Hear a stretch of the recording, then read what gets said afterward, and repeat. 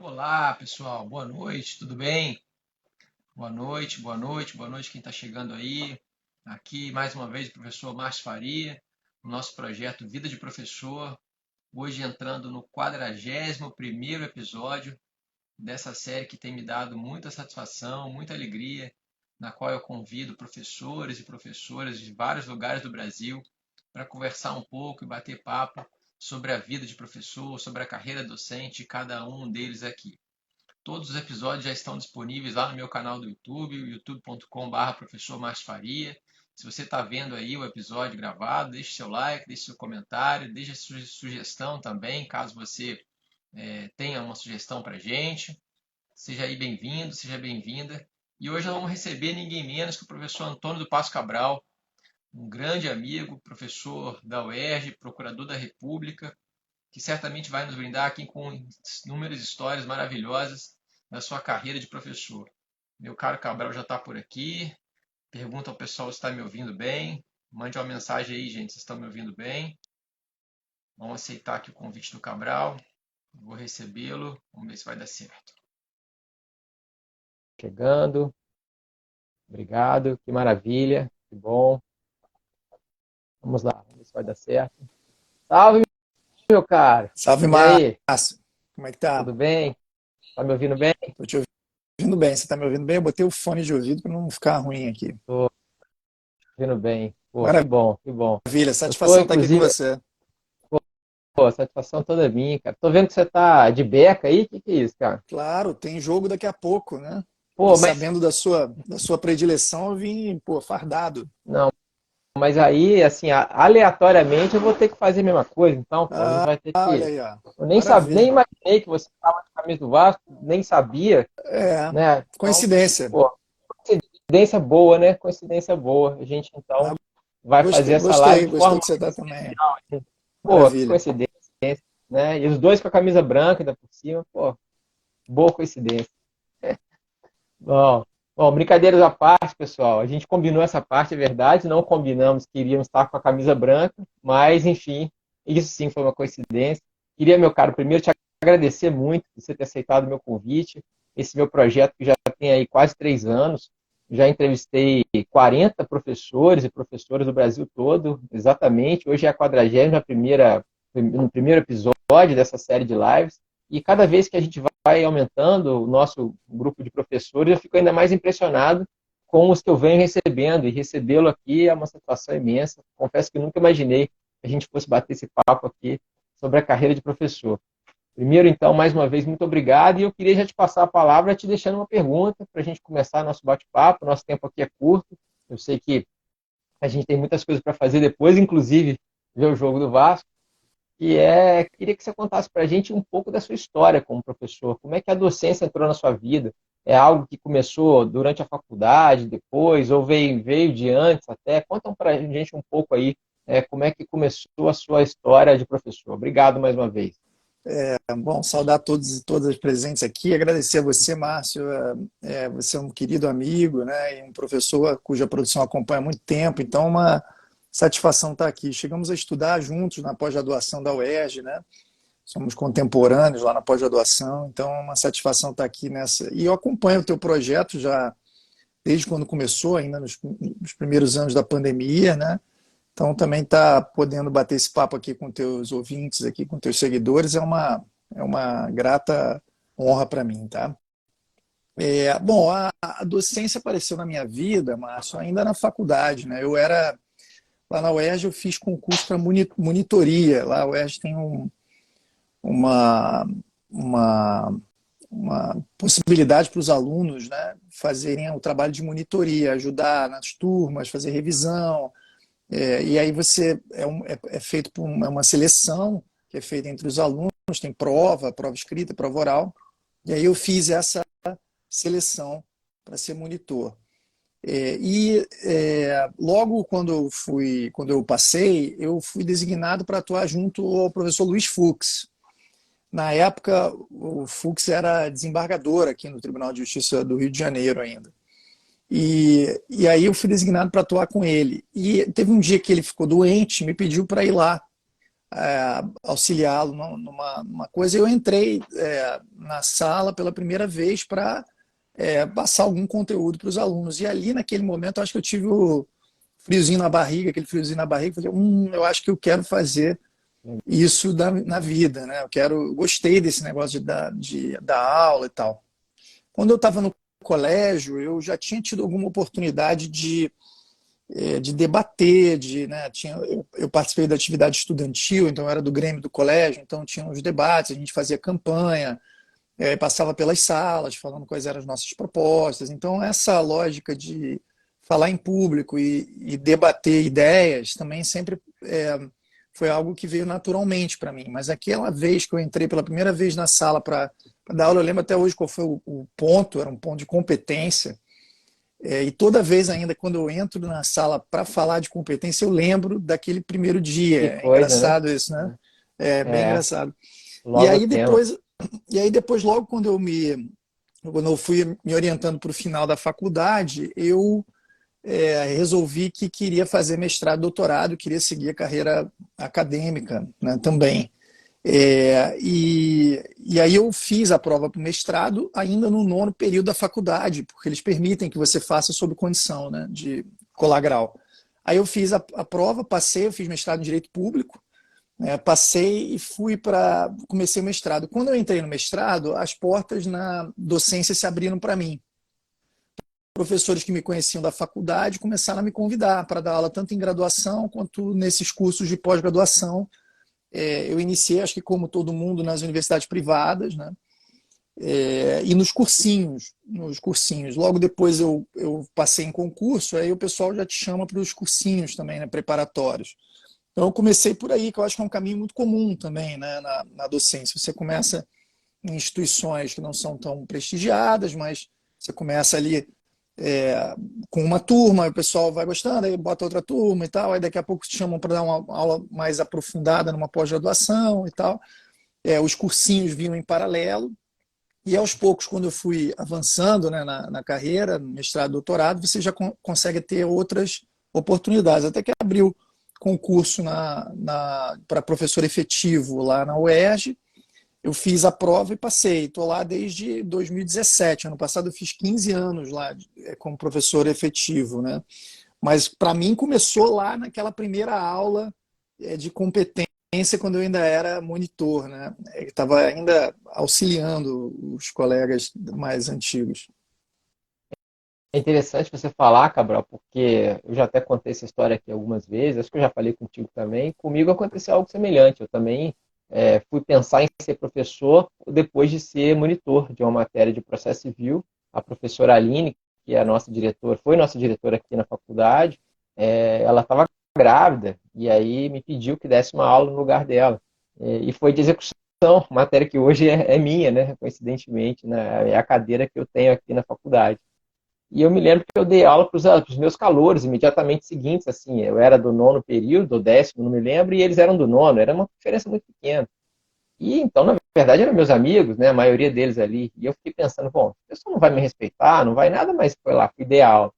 E eu achei muito legal, assim, eu me lembro como se eu seja uma menina na minha frente anotando o que eu falava. Eu achei aquilo, ela está realmente copiando o que eu estou dizendo. Eu saí daquilo com aquela ideia e dali para frente, aí eu realmente me formei. Logo depois aqui a gente tem muito concurso de professor substituto, né? E aí eu fiz um concurso com 6 meses, 8 meses que eu tinha me formado, e aí já entrei na universidade como substituto, e depois é que eu fui voltar, mas nesse meio tempo a gente acabou, como você mencionou, se encontrando na pós-graduação, eu no mestrado, Cabral no doutorado, e recentemente até mandei ao Cabral uma foto, ver se eu acho esse documento aqui, Cabral. Eu arrumando minhas coisas, me mudei recentemente de casa, e aí, levantando papéis e tal, eu achei um roteiro de uma apresentação que o Cabral fez, mandei para ele, salvo engano, sobre negócios de processuais, não foi? Que Cabral apresentou quando lá no doutorado, um daqueles seminários que a gente fazia, salvo engano, isso foi em 2008, já tem um Pois é, tempinho, já então, tem que isso tempo, né? aconteceu. Pois é, pois É é. verdade. Que legal. Bom, você falou sobre o ministro Fux, né? Hoje ministro, até então desembargador, ele também me deu aula, na época ainda estava no STJ, né? Mas eu queria aproveitar também agora, nessa nossa live, porque uma das iniciativas que eu tive, uma das ideias, melhor dizendo, que eu tive, além de conversar com professores, é permitir que eles também, de certa medida, é, fizesse uma pequena homenagem que fosse àqueles professores que o inspiraram, que os inspiraram.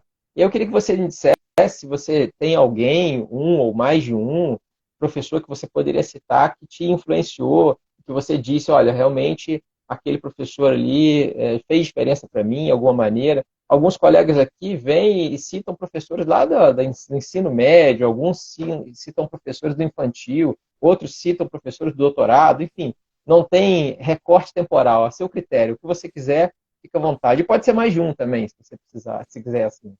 Eu vou ficar com os da faculdade. Eu acho que o Fux, né, não foi meu professor na graduação, mas depois acabou sendo meu professor na pós. E o professor Paulo César Pinheiro Carneiro, que não foi também meu professor na graduação, mas foi meu professor na pós, foi meu orientador. Eu falo especialmente do Paulo César porque eu resolvi fazer a prova de monitoria. O que me animou a fazer a prova de monitoria foi a defesa de tese de professor titular do professor Paulo César, que eu assisti na faculdade. Eu vi outros estudantes falando que ia ter a prova e tal, eu nunca tinha visto uma sessão de exame de tese, e fui lá para o Salão Nobre assistir e achei aquilo espetacular, quer dizer, pessoas que estão se reunindo em torno de um trabalho que foi escrito para debater e criticar e defender ideias, e eu gostava da disciplina, a tese era de teoria geral do processo, que era uma matéria que eu já tinha aprendido aquele tempo. Eu gostava da disciplina, eu falei, bom, vou começar a me dedicar mais e tal. E aí foi que eu, na virada do semestre, eu resolvi me candidatar para a prova de monitoria. Então, o Paulo César teve essa inspiração. Eu não fui aluno dele, mas a defesa de tese dele, e viabilizar, ver A banca, né? a banca, era o Barbosa Moreira na presidência da banca. Então, foi algo que realmente me inspirou muito.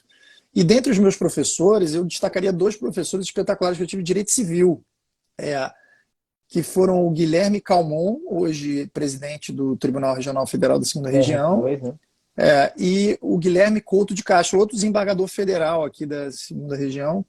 Os dois foram meus dois professores de Direito Civil na faculdade, foram professores espetaculares. Eu faço essa referência também porque eu já faço para eles também, né? Porque até hoje são meus colegas lá na faculdade, que foram muito bons professores. Eu acho que por pouco eu não fui para o Direito Civil. Que bom que não foi. Certamente lá seria muito bem aproveitado, mas que bom para nós aqui do processo que você não foi. Bom, meu caro, que legal, boas lembranças. Queria aproveitar para te perguntar agora um pouco sobre suas memórias. E memórias, obviamente, ligadas à sua vida como professor já de tanto tempo.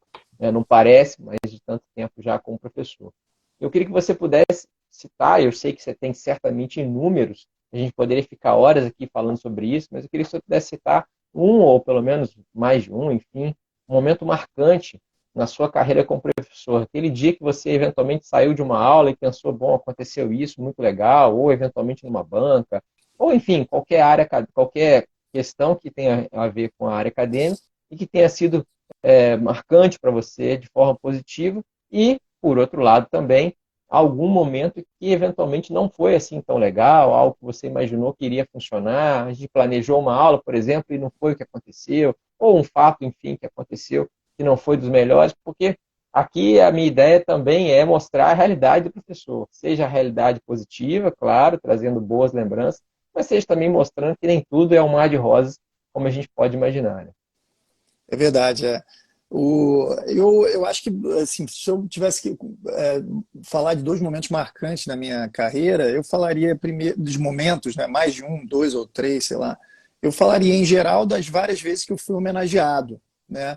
Eu acho que esse é um momento que sempre me marca muito. As turmas te anunciam, normalmente eles fazem isso na sala, né? Que você é homenageado.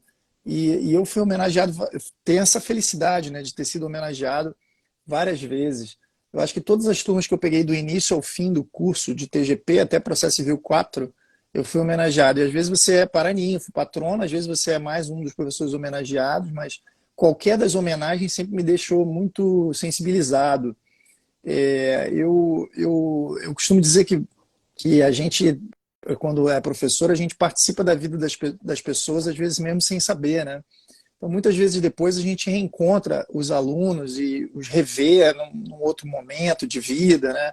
e muitos vêm falar contigo, oh, professor, você me deu aula aqui, ali, né? E isso mudou minha vida, eu passei a advogar nessa área, eu passei a ter uma outra visão e tal. Então, a gente gosta muito dessa troca.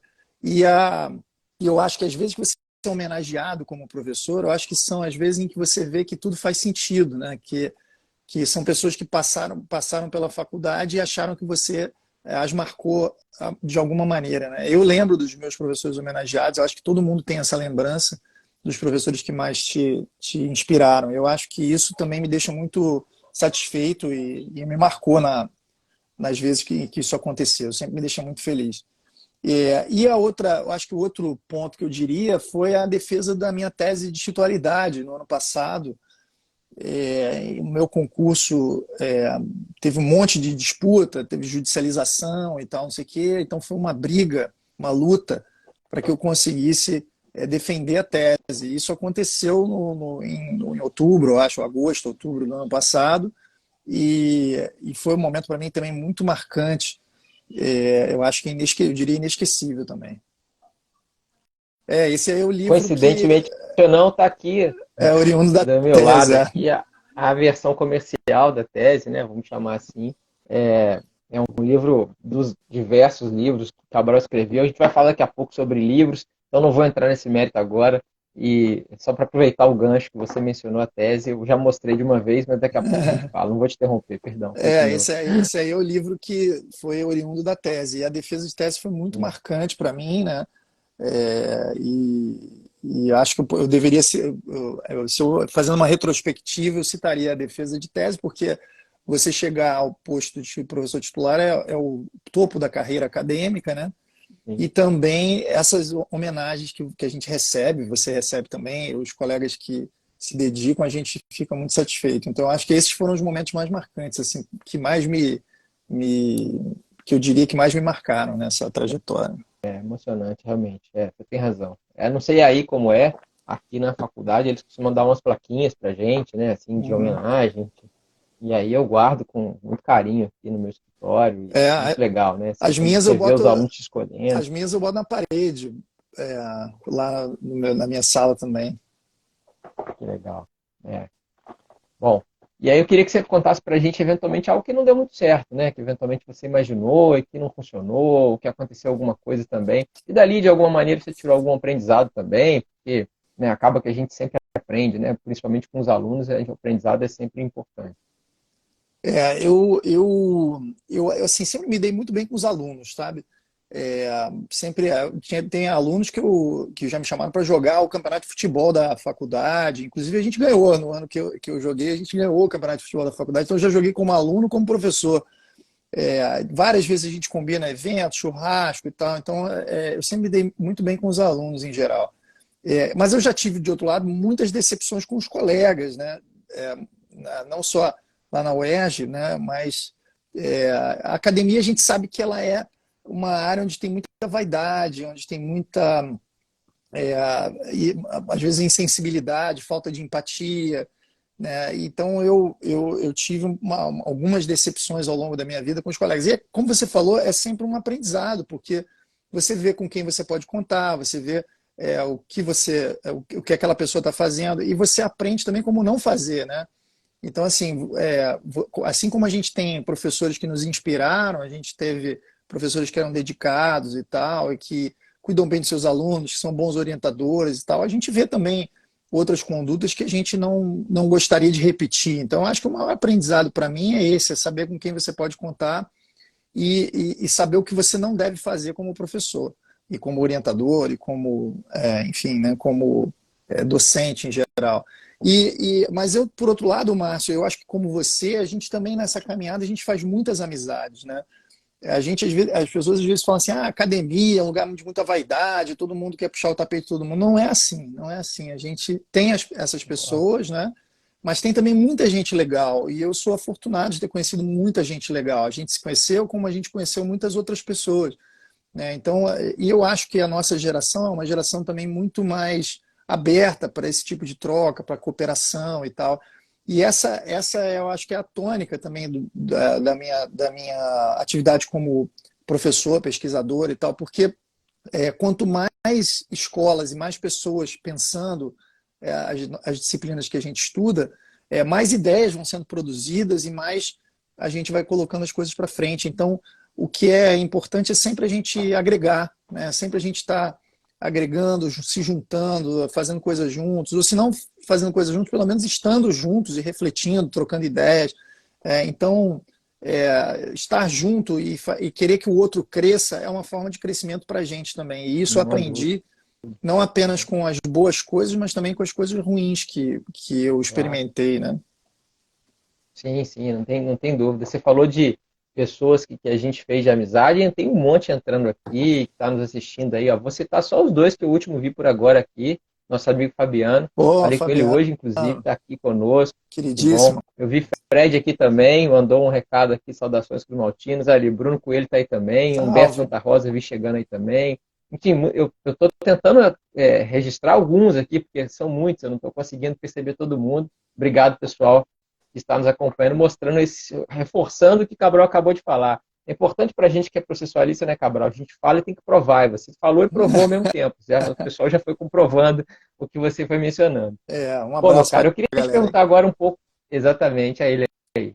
Eu queria te perguntar um pouco agora sobre, realmente, dentro de sala de aula. Eu entrei na sua sala e eu não conheço o professor Cabral. Como é que é seu método de aula? Como é que é seu método de avaliação? Dê aí para a gente um pouco, conta para a gente um pouco dentro de sala de aula, para quem ainda não teve a honra de ter sido seu aluno, e também para aqueles que eventualmente estão pensando em ser professores, né? Vamos pegar uma dica aqui boa com o Cabral, conta para a gente um pouco aí sobre isso.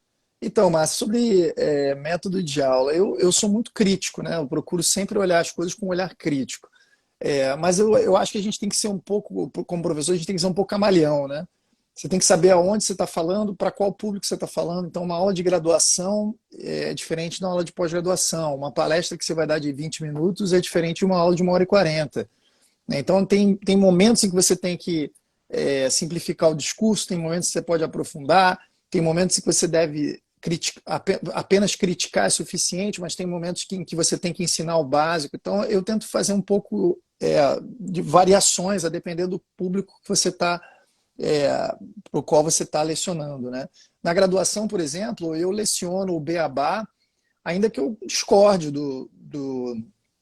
daquela opinião, porque eu já vi alguns alunos meus entrando aqui, eles vão dizer para você, vão confirmar isso aí, porque assim, eu começo a falar assim, olha, isso aqui é o que vocês têm que saber para a vida, isso aqui é o que vocês têm que saber para enfrentar um processo nos tribunais, mas eu discordo por isso, eu acho que isso está errado. Então, mas, assim, primeiro eu fui ensinar o beabá, aquilo que eu não acredito. Então, eu acho que a gente tem que ter esse desprendimento, né? O básico, às vezes, é o que eles precisam para formação, para serem profissionais, e depois do básico, você, sem prejuízo de dar aquele básico, você vai e aprofunda alguma coisa. E eu, às vezes, quando preparo as aulas, eu tenho trechos que está dizendo assim, não ensinar a partir daqui para a graduação, ou na pós-graduação, está marcado, na pós-graduação, então, porque eu já preparei com esses olhos, de ter um material mutante, né, que pudesse ser usado Sim. aqui e acolá, e aí eles eu já olham a folhinha assim, olhando o que eu vou ensinar para qual público. Então, eu acho que a minha preparação de aula é um pouco disso. E eu puxo muito dos alunos. Eu falo, o que você acha disso? O que você vai... Então, eu acho que isso os força a toda hora a estarem pensando a respeito do conteúdo e a aplicação do conteúdo na prática, né? Método de avaliação, aí eu começo a fugir um pouco do ortodoxo, né? Eu, por exemplo, sou um dos poucos caras que eu sei lá na minha universidade que dá prova oral. Eu dou prova oral com frequência.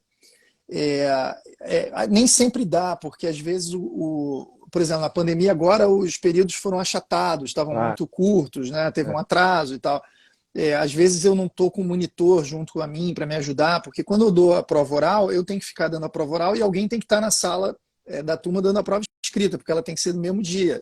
E eu não posso fazer as duas coisas. Se eu estiver fazendo prova oral, estou fazendo perguntas e Claro, estou claro. atrapalhando quem está na escrita. Então, a logística não é tão simples. Mas quando eu faço, eu acho bem engraçado. Às vezes eu boto vários alunos juntos assim, aí falo para um fazer pergunta para o outro. Aí se a pergunta é fácil, eu indefiro a pergunta e faço outra.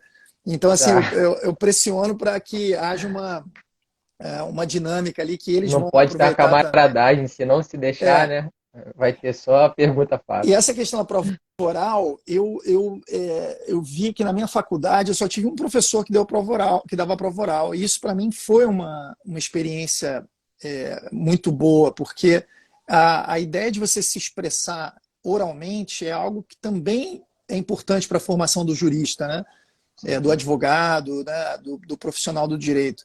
E eu tive muito pouco isso na faculdade. Então eu faço com os alunos sempre que possível, porque eu acho que é uma experiência que eles vão depois poder utilizar. E às vezes, quando eu faço vários períodos, às vezes eu faço no começo da faculdade, eu vejo aquele aluno mais tímido, tendo mais dificuldade e tal, mas quando você está no final da faculdade, já é um outro aluno, todo articulado, né, empregando as palavras de forma correta, então é gratificante. Uma outra coisa curiosa que às vezes eu já fiz, que sugiro os colegas que são professores estão nos vendo aí também fazer, é botar um espaço na prova escrita para uma autoavaliação. Então, às vezes, eu boto lá dê a nota que você acha que tirou. E aí o aluno é provocado a fazer uma autoavaliação, afinal, dizer assim, tirei 8, tirei 7. E se ele acertar a nota que ele tirou, eu dou meio ponto a mais.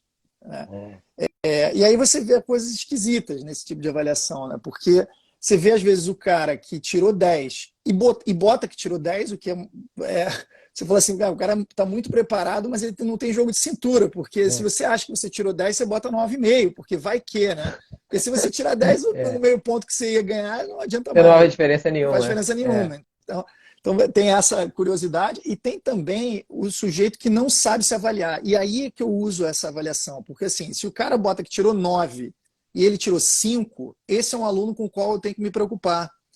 Porque Sim, o problema não é ele tirar sim, 5, legal. o problema é ele não ter noção Ele que ele não tirou 5, perceber, né? ele não É, perceber que ele é. fez uma prova ruim e tirou 5. Entendeu? Então eu uso às vezes essa autoavaliação, que é um termômetro para ver quem está precisando de uma ajuda também ali. E é curioso, assim, é uma coisa que os alunos acham divertido e tal, então movimenta. Interessante. Você está falando de método, né? Eu, quando estive lá com o Fred no pós-doc, ele me mostrou uma coisa que eu tenho usado depois, aprendi com ele, e eu vou aproveitar para citar aqui o pessoal que está nos assistindo. Ele chama de benefício da dignidade, não sei se ele já te contou isso que ele faz. Não. Ele diz o seguinte, ele fala, olha, se o sujeito, por exemplo, tem 4 questões na prova, cada prova vale 25, né? Valendo 100 a prova. Ele fala, se o sujeito deixar ele em branco, ele ganha 10% da nota. Em branco, ele ganha 10% da nota. Agora, se ele responder, ele pode tirar de 0 a 100%.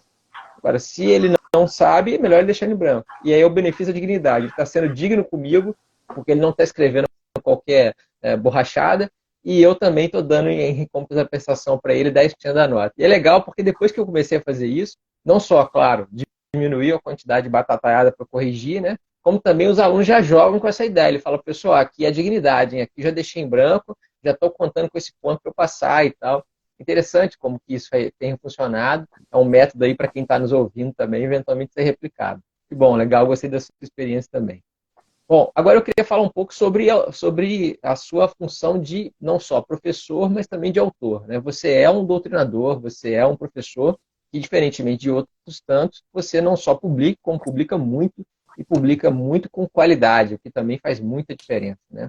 Por coincidência ou não, semana passada mesmo estava dando aula com meus alunos e mencionei vários dos seus textos que você publica com tanta frequência e em vários países, você tem uma facilidade muito grande com línguas, o que também te ajuda muito. Eu queria que você falasse um pouco para a gente, Cabral, sobre a escrita. Se você tem algum método de escrita, alguma coisa que você possa compartilhar no sentido de ter alguma dica, você acha que é algo que pode ajudar? Porque eu não sei se você tem tido essa experiência, mas principalmente nos últimos 2, 3 anos para cá, eu tenho visto que os alunos, principalmente de graduação, ou que estão em começo de pós-graduação, eles têm tido muita dificuldade de produção de texto. O famoso a famosa síndrome da tela branca, parece que está sendo uma frequência, pelo menos aqui a experiência que eu tenho tido é essa. Né? E aí, eu, invariavelmente, como tenho orientandos, né, eu tenho tido problemas também com orientação, dificuldades de escrita, dificuldade de correção. Enfim, conta um pouco para a gente aí do seu dia a dia como escritor, como autor, e compartilhe conosco, se possível, alguma dica também. Olha, eu acho que a maior dica que eu posso dar, Márcio, é que não tem uma fórmula mágica, né? Cada um acha o seu jeito de escrever, né? Como é que acontece normalmente para mim? Se eu tenho alguma ideia e eu quero investigar essa ideia, eu começo primeiro a testar essa ideia na minha cabeça e ver se ela resistiria a um teste, por exemplo, transversal. Assim. Então, eu vou estudando ela na fase de postulação, depois nos recursos, depois na execução, e aí vou tentando ver se aquilo se acomodaria dentro do sistema de forma tranquila. E aí eu começo se é um tema que me encanta, eu talvez comece a ir para as palestras. Alguém me chama para dar uma palestra, eu sugiro o tema. Aí jogo a ideia. E aí vejo, aí vou conversando com os colegas, aí troco uma ideia. Aí a gente está num congresso junto, num cafezinho, eu falo, bom, o que você acha disso? E aí esse exercício vai esticando, digamos assim, vai esticando e amassando a ideia na minha cabeça, e aí vai ganhando forma, digamos assim, o pensamento. E aí, quando isso acontece, eu passo para a pesquisa. Eu abro a tela branca, começo a cuspir ali, meio que é, regurgitar ali aquilo que eu já mastiguei em sala de aula e nessas conversas, e aí eu faço um esqueleto. E aí eu faço um esqueleto, eu começo pelo sumário, a estrutura que eu acho que seria ideal. Esse sumário nunca é definitivo, né? Quando a gente vai escrevendo, a gente muda um ponto para outro, e joga isso aqui para trás, aí vê um outro negócio que você tinha que falar antes. Então isso vai mudando ao longo do caminho. E depois eu começo a preencher aquele esqueleto. Então eu começo a ampliar o texto horizontalmente. Ele começa a ficar largo, né? E aí quando ele começa a ficar largo e as ideias estão no papel, eu vou para o trabalho mais penoso, que é a pesquisa de literatura e inserir nota de rodapé. E é o tempo que demora mais. Mas esse tempo que demora mais é um tempo de maturação também, e é um tempo em que aquilo que foi sendo esticado horizontalmente vai ganhando profundidade. Então ele vai engordando, o trabalho vai ganhando corpo verticalmente. Então cada capítulo vai se adensando com os rodapés e tal. Eu costumo, Márcio, não sei como eu falei, não tem não tem uma fórmula mágica, né? Mas eu costumo abrir, dentro daquele esqueleto que eu monto, eu abro vários arquivos, um para cada capítulo. E muitas vezes eu estou lendo um texto e aí eu vejo algo que não cabe naquele capítulo que eu estou trabalhando, mas pode ser útil lá na frente. Então eu já em si jogo a ideia lá. A ideia é jogada de forma caótica, fica um parágrafo ali com a indicação daquele texto. Então, assim, e aí quando eu for chegar lá, o primeiro capítulo, por exemplo, já estava mais aprofundado. E eu também tenho o hábito de não ficar muito tempo em cada capítulo. Eu acho que assim como massa de pão, tem que deixar dormir um pouco a ideia. Então eu vou como aquele chinesinho rodando pratinho, eu vou num capítulo, aí deixo ele lá, e aí depois vou para outro capítulo, aí vou para outro capítulo, aí daqui a pouco o pratinho está caindo, eu volto no primeiro capítulo. E aí, às vezes é engraçado, porque quando você retoma uma ideia que você iniciou um mês atrás, você já retoma essa ideia com outros olhos, porque você já avançou na sua pesquisa, já leu outros Sim, textos, sim. e aí algum outro texto te abriu uma perspectiva, e aí você Mais, começa a mudar, né? Enfim, então a minha forma de pesquisar e de produzir, ela é um pouco assim. Tem gente que faz diferente, eu já tive orientandos que gostam de pegar o capítulo e ele está preciso, perfeito. Então ele só termina um parágrafo quando ele estiver perfeito naquele. Eu não, vou escrevendo, escrevendo, escrevendo, e deixo para apurar o texto depois, em releituras daquele mesmo parágrafo. Então eu realmente eu estico horizontalmente e depois aprofundo. Estico horizontalmente, depois aprofundo. E eu sim, acho que vai um sim. pouco assim. É. É engraçado, assim, eu faço algo parecido com isso. Eu costumo escrever dois textos ao mesmo tempo. E aí eu vou pesquisando para os dois, mas de assuntos diferentes. Agora, por exemplo, eu estou escrevendo sobre título executivo eletrônico e sobre prazo de rescisória. Por coincidência, até a Fabiana me ajudou hoje, estava conversando mais cedo sobre esse assunto. São temas que não dialogam necessariamente, mas quando eu canso de um, eu passo para o outro. E aí isso tem me ajudado, me arejado. Assim, e foi algo que eu desenvolvi quando eu advogava, cuidava de processos seriados, né? Eram muitas causas, e aí quando eu estava cansado daquele recurso, eu passava para outro, depois eu voltava e acabava que uma coisa me ajudava, e desde então eu tenho feito e tem funcionado. Mas é como você falou, não tem um método, né, específico. É importante que você, de fato, saiba o melhor para fazer e se dedique, né? Porque eu não sei você, mas eu, particularmente, nenhum texto meu caiu do papel de uma hora para outra, né? Eu É, precisei me esforçar muito para chegar, e isso eu vejo que muitos não querem fazer, né? Muitos não não, querem se dedicar a não, estudar, a ninguém quer aprofundar. se dedicar. E uma coisa que eu tenho, Márcio, que talvez seja interessante passar essa experiência para a galera também, é o seguinte: eu não tenho pressa de publicar. Não tenho pressa de publicar. Porque normalmente, se o que você tem é sólido e é inovador, normalmente ninguém vai escrever antes de você. Você pode guardar aquele publicar ano que vem, que ainda vai ser inédito. Então, assim, eu às vezes tenho textos que eu nunca publiquei e estão lá. Eles estão lá parados, a ideia está lá. E aí, depois de um tempo, eu ganho algum fôlego, né? Eu pego aquilo e vou e avanço. Então, eu não tenho essa pressa. Muitas vezes hoje eu vejo na rapaziada mais nova uma pressa de sair publicando. E aí publicam textos muito curtos, muito superficiais, às vezes nesses blogs jurídicos, esses sites, que os textos têm muita superficialidade. Se ele guardasse o texto por mais um ano e ampliasse a pesquisa, podia publicar algo mais interessante, né, com um método científico, numa revista, e o impacto ia ser muito maior. Na mesma ideia que o Exatamente. cara lança um desses blogs em 2 páginas, para o sujeito ler no celular, ele poderia lançar num foro muito mais adequado, uma ideia que poderia ter muito mais longevidade, durar mais, É, resistir ao ia tempo, reverberar, né? né? Ia trazer mais impacto, e afinal de contas é para isso que a academia serve também, né? Eu concordo contigo. Eu acho que a galera está muito nesse desespero. Eu me lembro recentemente agora, sem fazer crítica alguma a quem fez, cada um sabe de si, né? Mas eu me lembro que a emenda constitucional 125 tinha saído, no outro dia tinha uma meia dúzia de textos, o pessoal já escrito, já tinha falado, já tinha. Eu não tinha nem lido direito a emenda constitucional, mal tinha pensado, refletido a respeito, por vários motivos, enfim, e o pessoal já estava escrevendo desesperadamente, né? É claro que a gente sabe que o mercado normalmente prefere aquele que chega na frente, a gente sabe disso, mas também acho que tem limite, eu concordo contigo. Acho que às vezes a gente precisa de tempo para maturar a ideia, para refletir, para deixar a massa crescer, né? Como você bem colocou. Né? Bom, meu cara, eu queria agora te perguntar uma outra coisa. Você, além de professor, além de escritor, você é procurador da República, uma função que, claro, é tão importante quanto, mas não necessariamente significa que você precise ser professor. Você não só é um procurador da República e professor, como é excelente nas duas áreas. Né? E eu queria te perguntar primeiro, como é que você consegue fazer isso, dividir seu tempo nessas duas funções, que é algo bastante complexo, e segundo, se você percebe alguma vantagem ou desvantagem no exercício simultâneo dessas duas profissões tão importantes.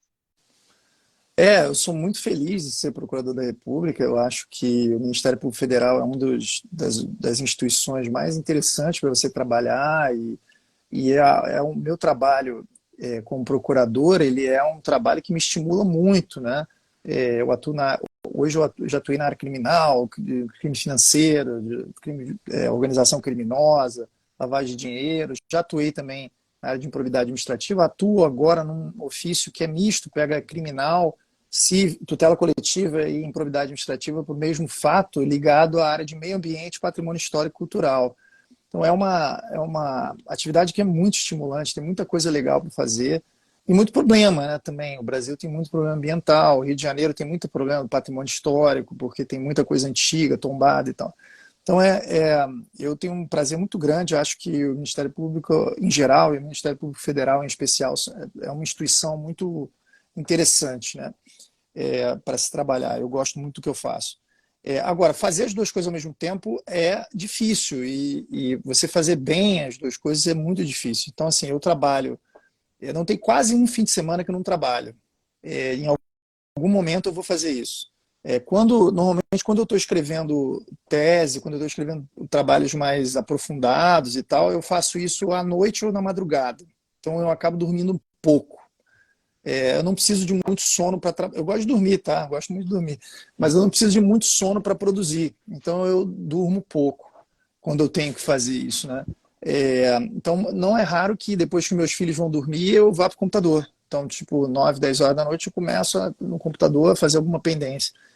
A minha esposa e meus filhos sabem que eles estão sempre vendo o papai ler alguma coisa. Então, quando eu vou, tô, sei lá, numa viagem, estou no avião, eu estou lendo a tese que eu vou examinar na semana seguinte. Então, qualquer janela de tempo ali eu estou usando para fazer uma coisa ou Aproveitar. outra. Outro dia fui a Brasília para uma palestra e voltei no avião fazendo um trabalho que eu estava do Ministério Público. E aí cheguei à noite em casa, botei meus filhos para dormir e tal. Quando eles foram dormir, eu entrei no computador de novo para mandar aquilo para aquele trabalho que eu estava fazendo pelo Ministério Público. Então, você se dividir entre duas coisas não vem sem esforço, sem abrir mão do seu lazer, muitas vezes, né? E do descanso. Então, é uma coisa. Agora, eu vejo vantagens e desvantagens. A desvantagem é você não poder se dedicar 100% a nenhuma das duas atividades. A vantagem, eu acho, é que a vantagem é de duas mãos, né?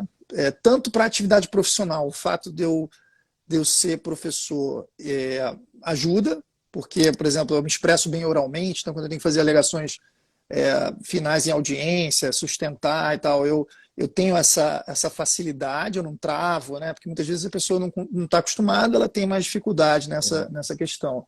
É. E o fato de eu ter uma vivência profissional, ter uma vivência na prática, me torna um pesquisador melhor, porque eu começo a ver essa. Eu tenho muitos exemplos. Primeiro, eu tenho muitos exemplos, porque quando você tem experiência prática, você ganha exemplos, né, para ilustrar as ideias. E depois eu tenho exemplos em várias áreas, porque eu passei pelo processo penal, eu passei pelo processo civil, né? Então, essa visão do direito mais ampla, muitas vezes você perde quando você é um profissional ultra especializado, né? Então, se o cara só trabalha com um contrato de franquia, então ele vai ficando um pouco pensando que aquele universo onde ele está nichado, onde ele está super especializado, é tudo que ele precisa saber. E quando você faz essas duas coisas, muitas vezes você vai ter que ter um conhecimento sobre algo que você não escolheu, que veio até você, né? Então, um processo é distribuído, eu vou ter que estudar aquela matéria porque aquilo foi atribuído para mim. Então, isso me gera também um dividendo, porque é algo que eu vou levar de bagagem e que eu posso depois usar também nos exemplos acadêmicos, nas obras que a gente escreve, né? A gente também, vendo mais temas, você percebe mais problemas, você percebe mais possibilidade de aplicação. Então, eu acho que uma coisa acaba reforçando a outra. Eu acho que essa é a vantagem, né? E a desvantagem é que nunca vai dar para você fazer tudo perfeito, né? Então, você tem sempre que se virar para fazer as duas coisas ao mesmo tempo. Eu acho que uma vantagem também, Márcio, principalmente da gente estar na prática, na nossa área, que é o direito processual, que é uma área muito ligada à prática, não dá para você ser um profissional no mundo da lua, né? Você tem que ter os pés no chão, você tem que saber o que está acontecendo no judiciário, na arbitragem, né? Para você poder ser um bom professor nessa área, porque muitas vezes eu vejo em outros países onde as pessoas podem, normalmente até são exigidas de serem exclusivamente professores, muitas vezes as discussões são completamente desvinculadas de qualquer realidade, né? Nem a nossa, nem a deles. Então, são discussões que realmente estão num plano completamente abstrato. E quando eu tive a oportunidade de fazer doutorado fora, eu fiquei um tempo licenciado para estudar.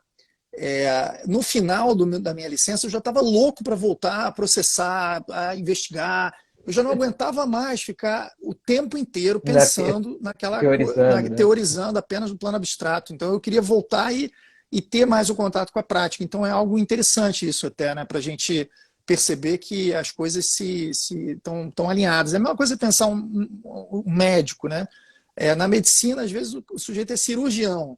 E ele não vai entrar lá numa sala de cirurgia para operar, abrir a barriga de alguém. Então, assim, a gente que é da área do direito processual, a gente tem que estar ligado de alguma maneira com a ponta, né? Com o profissional, com o advogado. E se você é um desses profissionais, você experimenta isso um pouco e torna a tua reflexão acadêmica mais rica, me parece. Não tenho Ao, dúvida. E você está falando, desculpa, mas você está falando, não, estava me lembrando de uma aula. Na verdade, você vai se lembrar desse curso que você acho que foi um dos responsáveis até, salvo engano, por trazê-la para o Brasil na época. A professora Paula veio dar um curso de 2 semanas, você lembra disso? Que acabou sendo ali no prédio TRF, né? Porque foi um convênio, salvo engano, também com o TRF. E eu me lembro de uma. E aí foram 2 semanas de aula todo dia, praticamente, da professora Paula, né? E eu, por coincidência, naquele momento, estava em greve aqui na universidade, eu pude ficar as 2 semanas no Rio. e assistia às aulas dela todos os dias. Foi dali, inclusive, que surgiu a minha admiração e a proximidade com ela. E ela me falou uma coisa que eu me lembro como se fosse hoje, estávamos sentados eu, Aldo Zé Aurélio, um grande professor, um amigo também, que fez doutorado lá comigo, e ele disse, olha, o problema dessas pessoas que estão teorizando demais é que elas se esquecem de que o processo e o direito é um sistema de vasos comunicantes. Não adianta você ficar pensando aqui se você não consegue imaginar que isso pode ter reflexo lá. E aí ela usou um exemplo, como diz a pessoa, como sempre a professora Paula né? Um exemplo sensacional de um sujeito que vai encher aquela forminha de gelo. Não sei se você já ouviu ela falando desse exemplo. Não. Você vai encher a água aqui, ela vai transbordar e vai entrar no outro lugar. Você não adianta achar que ela vai ficar paradinha ali, porque ela não vai ficar parada, porque é exatamente isso. Então você imagina que uma coisa que você impacta na execução vai ter reflexo no recurso, vai ter reflexo na petição inicial, ou no seu caso especificamente, o MP faz algo, você acha que a advocacia não vai reagir da tal maneira? É interessante, porque eu vou dar um exemplo bem simples aqui, Cabral, desculpa te interromper, mas quando eu estava no CNJ, trabalhando lá naquele grupo de trabalho lá sobre execução, uma das teorias que veio lá para tentar melhorar a execução era reduzir o número de recursos. Vamos acabar com esse recurso aqui e acolá, o juiz vai decidir isso, não tem recurso. Eu me lembro de ter levantado a mão e um colega muito respeitoso havia feito a sugestão, eu falei, olha, mas acho que vocês não estão vivendo em outro país, né? Porque dizer que não vai caber recurso aqui é a mesma coisa de dizer para o advogado, impetre o mandado de segurança. E aí, quando eu falei isso, as pessoas falaram, realmente, não tem lógica, não vamos mexer nisso aqui. E a ideia era boa em tese, mas era completamente despida de qualquer prática, porque não reconhecer que se você fecha essa porta, você necessariamente abrir a outra. E é muito pior para o sistema um mandado de segurança do que um agravo de instrumento, por exemplo, né? Mas é isso, a pessoa só vai conseguir perceber isso se ela tiver um mínimo de prática. Se ela não tem, realmente, a ideia é uma maravilha, né? Ela não vai se levar isso em conta. Então você tem razão, toda a razão, concordo contigo, desculpa, te cortei, mas eu queria aproveitar a oportunidade. Às vezes eu brinco muito com os penalistas, né? E aí eu acho que a gente pode fazer, se a gente tiver tempo, eu conto aqui algumas piadas que eu faço dos penalistas, que eles vivem no mundo da lua. Vontade, manda abraço. Não, eu costumo dizer que tem os exemplos do direito penal são exemplos de pessoas que ou importaram os exemplos ruins do estrangeiro, ou então não tem vivência, nunca jogaram bola na praça, nunca soltaram pipa, essas coisas, sabe? Assim, olha só, tem aquele exemplo de imputação objetiva. O sujeito mandou o outro ir andar na Floresta Negra durante uma tempestade e cai um raio na cabeça do coitado, né? Aí eu fico pensando se isso ia acontecer no Brasil, aqui no Rio de Janeiro. O cara me manda, tá caindo uma tempestade, o cara me manda ir andar na floresta, eu vou andar na floresta, no meio da floresta, numa chuva de raio caindo. Veja se isso é exemplo para ilustrar alguma ideia. Aí tem aquele outro exemplo, que são os exemplos das concausas, né? Saber são causas simultâneas que se unem para gerar um resultado. Falei semana passada em aula. Aí o exemplo do cara que está caindo pela janela, você já viu esse? Tem assim, um sujeito está no 7º andar, ele joga o outro da janela e ele vem caindo. Só que durante ele está caindo, alguém no 3º andar está com uma arma tentando matar uma terceira pessoa. E aí ela dá um tiro, erra no alvo que ela queria acertar e a bala pega o sujeito que está caindo. E aí ele morreu da bala, ou ele morreu... Veja se esse exemplo factinho, negócio. Né? Aí eu lembro também dos exemplos de legítima defesa putativa, que são espetaculares. O sujeito vem andando pela avenida num sobretudo, com sobretudo. Já está errado. Quem é que anda com sobretudo no Brasil? Com calor que faz aqui no Brasil. Então é um lugar ou outro que seria possível no inverno alguém está de sobretudo. Mas aí o cara vem andando de sobretudo e aí ele encontra o seu desafeto no meio da rua. É raro também nas grandes cidades, você não encontra ninguém, nem se você combinar, você encontra, mas achar na rua. Curiosamente, ele encontra o desafeto que está do outro lado da rua, e o desafeto também está usando o sobretudo, e faz menção de botar a mão dentro do sobretudo para sacar uma arma. O que ele faz? Ele abre o sobretudo dele, saca a metralhadora que ele estava levando embaixo do sobretudo e descarrega. É muito comum, né? Muito comum. É muito comum, né? E ele descarrega no desafeto que cai com um lenço na mão. Então, esse é exemplo de legítima defesa putativa. Né? Eu acho que o cara vai me matar porque ele saca a arma do sobretudo. Né? Então isso não existe. E né? aquela da embriaguez pré-ordenada também, que o cara está andando tranquilamente, né? Aí ele anda tranquilamente, ele cai num barril de cachaça, ele não sabe nadar, ele se debate, sai dali, ele acaba engolindo a cachaça, sai dali e pratica um crime. Essa é coisa muito comum, né, realmente. Essa de cair num tonel de aguardente é espetacular, porque você veja, O sujeito, primeiro, você tem que encontrar um tonel de aguardente, né? Que é difícil, uma coisa Cabe uma difícil ver. pessoa, né? Depois, o tonel de aguardente tem que estar aberto. Aberto. E assim, hello, é aguardente, é álcool, vai evaporar. Então, quem é que deixa um tonel de aguardente aberto? Depois, o sujeito tem que estar caminhando num patamar mais alto do que o tonel de aguardente para poder cair. E aí ele entra, se afoga, bebe o álcool, se afoga, ele de alguma maneira consegue sair do tonel de aguardente e pratica um crime. É espetacular, o direito É, penal é espetacular. é, são coisas maravilhosas. Coincidentemente, são exatamente esses exemplos que eu dou em sala de aula, não tantos como esse, mas é que eu falo para os alunos. Eu falei, gente, vocês ainda não desapegaram, né, não vieram para o lado bom da É, coisa, que o penal realmente é aquele do urso, então, que o cara vai tirar e o amigo dele se fantasia de urso, e aí ele atira, imaginando que está tentando caçar o urso e mata o amigo dele, é, né? Aí é erro de tipo, não é? é erro de tipo, erro de Realmente proibição. Os caras são, é. Até eles hoje. vivem no mundo da lua, entendeu? É. E assim, quando você vai ver na prática, é legítima defesa putativa. É o cara que mora numa casa, o namorado da filha entrou de noite lá para namorar a filha dele, e aí ele vê um vulto, ele sai, pergunta, não sei o que, o cara, ele acha que tem que dar um tiro. Esse é um exemplo da vida real. A disputa por arma, né? O cara tá em briga de bar, disputa por arma, aí tem legítima defesa. Não é essa loucura que o pessoal inventa. Então, muitas vezes, esse pessoal que é totalmente abstrato, ele precisa de um choque de realidade para ver o que é a norma aplicada na prática. Né? Eu acho que, assim, para concluir, né, porque senão você vai acabar dando exemplos caricaturais, assim. O mais curioso é que gerações e gerações de professores continuam repetindo esses exemplos. Será que ninguém não caiu a Sim. ficha dessa galera que os exemplos são bizarros, É. né? Até hoje, né? Não se parou É. para falar isso. Impressionante, realmente. Bom, eu queria te perguntar alguma coisa engraçada, mas a gente acabou já falando também muita coisa engraçada, mas eu queria que você contasse para gente alguma passagem engraçada durante as suas aulas, palestras, enfim, se você pudesse compartilhar conosco aí nesse tempo de aula. Olha, eu não sou muito um cara de fazer piada, não, tá? Mas eu posso compartilhar um negócio que foi curioso, tá? Uma vez na faculdade teve uma chuva muito forte aqui na cidade, e o trânsito ficou muito ruim para certas regiões e tal, então muita gente teve dificuldade de chegar na faculdade. Inclusive, alguns servidores não conseguiram chegar na faculdade. Eu dou aula muito cedo, às vezes eu dou aula às 7 horas da manhã. Então, a gente chegou lá, tinham muitas salas, quase todas as salas estavam fechadas. E todas as pessoas que tinham como abrir pegar as chaves para abrir ainda não tinham chegado. E eu tinha programado com a turma uma revisão de prova. E aí eu conversei com a galera e falei assim: ó, vamos fazer aqui no saguão. Então eu dei uma aula uma vez no saguão da faculdade, a galera com o caderno na coxa e tal, e eu falando. E aí o pessoal, quando levantava a mão, eu pedia para levantar e tal. Então foi um negócio legal que a gente fez, e eu acho que ninguém fez nenhum registro disso. Hoje eu queria ter tirado uma foto, mas poder dar uma aula assim numa ágora, numa praça aberta e tal, não sei o que, foi um negócio interessante.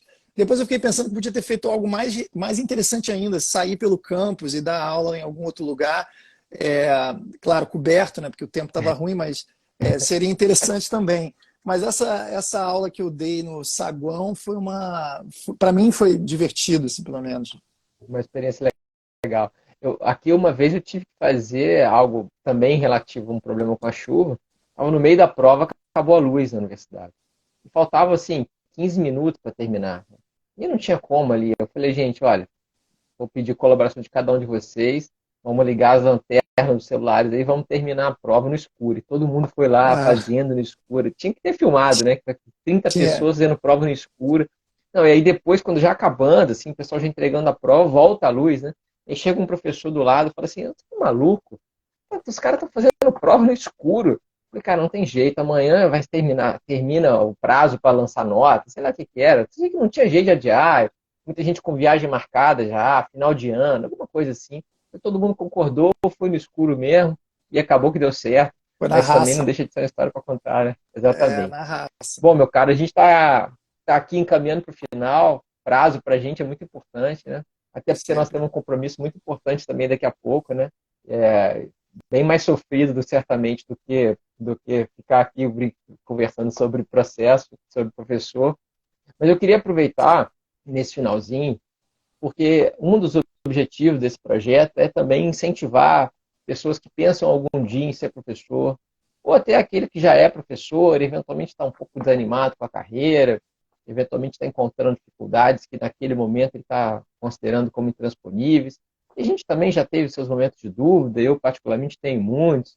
Enfim, eu queria que se você pudesse, para encerrar, deixasse uma mensagem para essa pessoa que pensa em ser professor, que um dia sonha em ser professor, ou já é, e está eventualmente com dificuldade. Bom, para quem já é professor, assim, ou quem pensa já em ser professor, é isso que você quer, né? Alguém que já pensa em ser professor no futuro, né? Eu acho que ser professor, a mensagem que a gente pode dar, assim, é que ser professor é acreditar, né? Ser professor é acreditar que você pode fazer a diferença por alguém, é acreditar que as coisas vão ser melhores no futuro. Então, acho que acreditar no ensino, acreditar na educação como algo que pode ser transformador na vida das pessoas, eu acho que é a gente tem que acreditar, né? A gente não tem solução, a gente tem que investir nas pessoas, porque eu sempre ouvi isso dos meus pais, né? Que a educação é algo que ninguém tira de você, né? E você acreditar que você pode fazer parte disso e contribuir para a vida das pessoas, eu acho que é o maior incentivo que você pode ter na carreira de professor. Agora, tem que gostar, né? Tem que gostar de ser professor, porque não é fácil. Muitas vezes não é remunerado como a gente gostaria que fosse, muitas vezes é chato, é repetitivo, né? Então, eu entendo também quem já é professor e está meio desmotivado. Agora, isso acontece com todo trabalho, né? Nenhum trabalho, por mais prazeroso que seja, nenhum trabalho é sempre, durante toda a sua vida, gratificante, não é sempre, durante toda a sua vida, bacana. Vai ter momentos que você vai estar meio de saco cheio, você vai estar enfadado, você vai estar descrente nas coisas, enfim. Até porque muitas vezes a nossa atividade é um pouco repetitiva, né? Quantas vezes você não entra numa sala para dar a mesma aula? Quantas vezes eu já não entrei em sala de aula para dar aquela mesma aula de competência lá que eu falei que foi a minha primeira, né? Então, assim, e às vezes eu já falei isso até em discurso de formatura. Muitas vezes, Márcio, eu mesmo tenho essa impressão de que a nossa vida está parada, porque são tantas pessoas que passam pela gente e vão, e aí depois a gente reencontra, e parece que a nossa vida parou, a gente continua ali na sala de aula, né?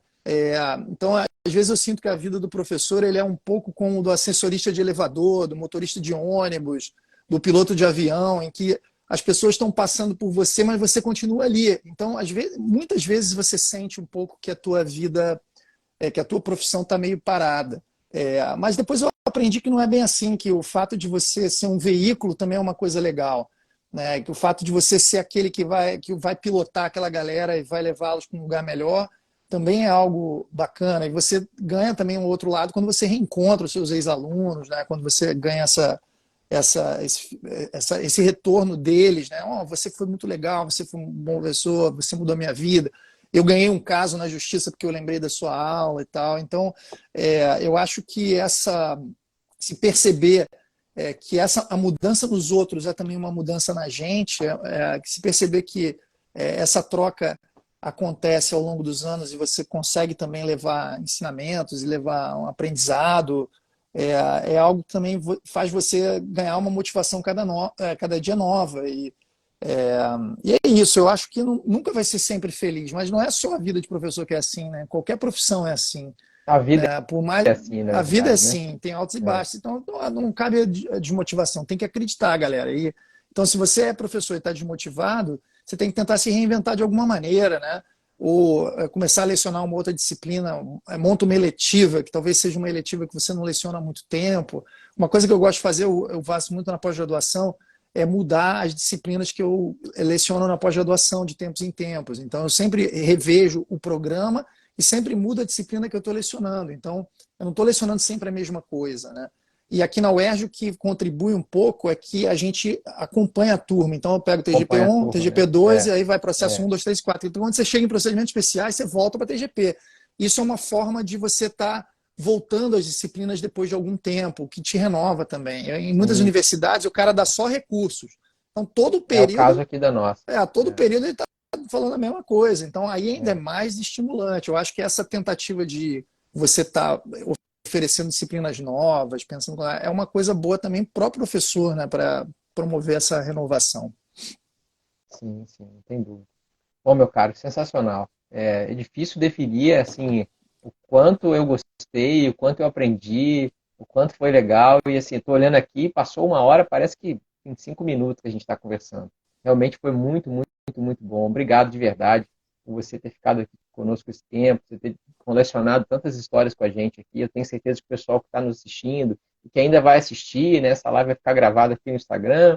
Depois eu vou levar lá para o meu canal do YouTube também, para quem depois quiser assistir. Depois eu te mando o link assim que eu fizer lá o upload na página. E de fato, realmente foi muito, muito legal ter podido estar aqui contigo. A gente devidamente trajado, camisa do Vasco, mas ele vai ficar bravo porque a live que eu fiz com ele a gente não fez de camisa do Vasco, ele vai Ah, reclamar. um Mas tudo abraço para bem, ele, vai tudo ficar bem. bravo. O que Vai, ele pode ele fazer? vai ficar bravo. Vai fazer o quê? A gente faz outra depois, fazemos uma nós três e pronto. A Vamos. gente vai juntando os vascaínos aí. Né? É isso, Márcio. Obrigado, meu Obrigado. cara, de verdade, de verdade. A palavra final é sua e para o pessoal que está todo mundo aqui, obrigado por ter participado e ter colaborado também com a nossa live. De verdade, um abraço, meu Obrigado, caro. obrigado a você, Márcio, pelo convite, pelo bate-papo. É sempre bom falar contigo. E parabéns aí pelo projeto. E obrigado para todo mundo que esteve com a gente aqui, participou, comentou. Né? E é isso, galera. Vamos estudar, vamos produzir, que é isso que importa. E sempre juntos. Um abraço forte, Márcio. Obrigado, tá? Um abraço. Obrigado. Tchau, Agora tchau, vai ter o gente. Boa Vascão, agora noite. vai ter o Vascão. Saudações para o Maltino. Vamos Saudações, lá. saudações. Até.